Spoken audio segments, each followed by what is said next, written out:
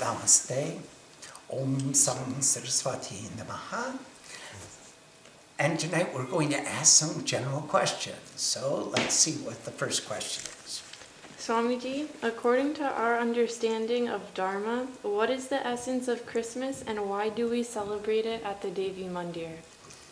Oh, the essence of Christmas is the celebration of Christ and Christ consciousness. And Christ is the embodiment of universal love.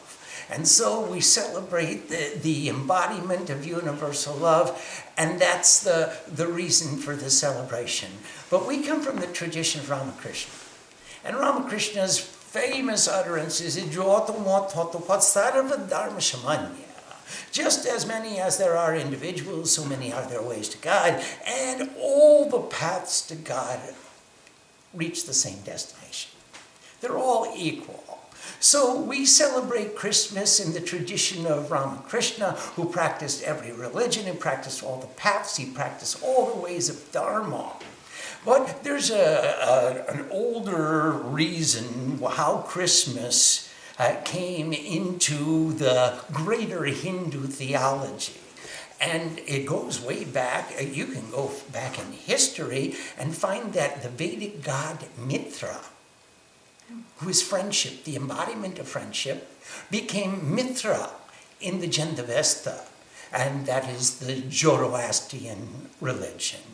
And Zoroastrian and Mithraism became popular all throughout Asia Minor, which went all the way across eastern Turkey and even into southern Europe.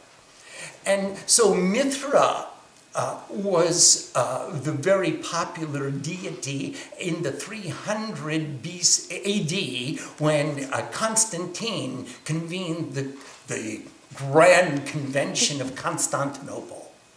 And there he called all the scribes and all the learned professors and all the theologians, and they wanted to make a religious doctrine for Christianity. And so that's where Christianity became canonized. And they said these books are part of the canon of Christianity. That means they're accepted as authority. These are religious authority. And these books are apocrypha. These are to be excluded. Hinduism doesn't have any exclusions. We include everything. But in the canonization of Christianity, they made the Old Testament. They said all of these works are fit to be in the Old Testament, and the rest are to be excluded because they're not quite in harmony with the doctrine that we are defining as Christian or Christianity. Now, when they made this doctrine of Christianity, it became very Catholic. When Jesus left his body, Paul was in Rome preaching the gospel of bhakti. And Paul was a pure bhakti. He said, we need a priesthood, we need tall hats, we need fancy garments, we need incense and candles, and we need deities and saints, and we need churches and a hierarchy of the priesthood, because Paul of Tarsus was a Pharisee, he was a priest. James, the brother of the Lord, stayed in Jerusalem, and he said, as you are doing unto the meekest of the humankind, so are you doing unto me, and our job is to practice the ethics that Jesus taught. So the split between the Protestants and the Catholics began at the beginning, at the death of Christ. Well, all of these rituals, ceremonies, priesthood, and all of the celebration came into the canon of Christianity. And they took a lot from Mithraism, because it was a very, very, very popular ism of the times. So that Mithra's actual birthday was celebrated. Mithra was a solar deity. He was a representative of the sun, of Surya, the light of wisdom, the warmth of devotion. He brought the light to his children. He woke up creation to create. And Mithra was celebrated on the winter solstice on December 21st.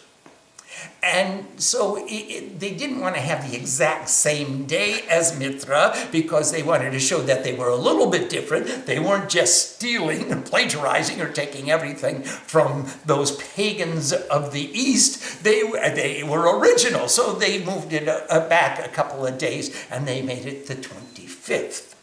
So in celebrating Christ consciousness, we're also celebrating Mithra or Mitra, the deity as a friend, the greatest friend to all of humanity, who comes on a sleigh driven by reindeer and gives presents to everybody who is naughty or nice. And he's so fun. He's such a nice, jolly old man, and roly-poly, and he, a happy-go-lucky friend to everyone. So that's the ideal of Christianity and celebrating the Christmas in the Devi Mandir. One more thing is that right now our primary base is in America. And this is a very important holiday to Americans. And it has been celebrated. I imagine all of you have celebrated it since your childhood. And you know all the songs and you feel good about celebrating it. In fact, you would miss it if we didn't honor our heritage.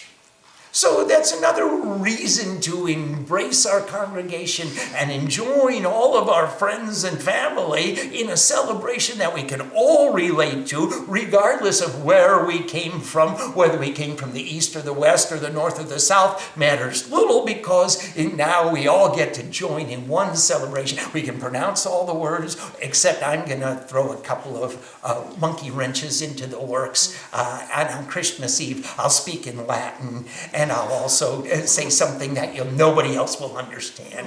Even if I sang in English, you wouldn't understand it either. So those are the reasons that Christmas is really important to us. We want to celebrate our Christ consciousness. We want to honor Ramakrishna and honor by honoring every religious path, every religious tradition. And we want to celebrate in a tradition that our whole family, our congregation can relate to, in a language they can relate to it. And we want to really wake up that God of love, that consciousness of universal love, that Mithra, that friendship, who is the deity friendship. He's a friend with a big F. A big effing F. He is a friend.